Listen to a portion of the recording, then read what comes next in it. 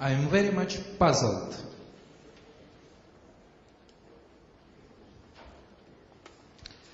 At this very moment, NATO KFOR with ULEX are about to bring Kosovo, Albanian customs and border police officers in violation of the mandate of these formats, in violation of Resolution 1244 of the Security Council, in violation of the decision of the Security Council of November 2008.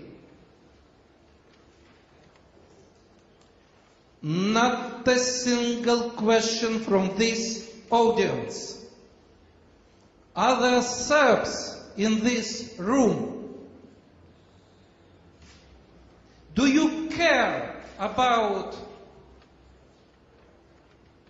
destiny of your compatriots?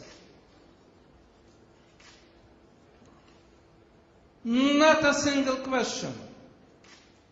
In a few hours, the Security Council will take this problem.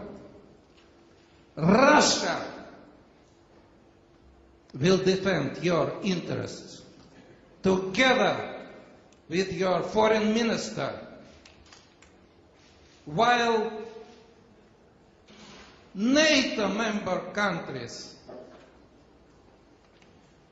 European member countries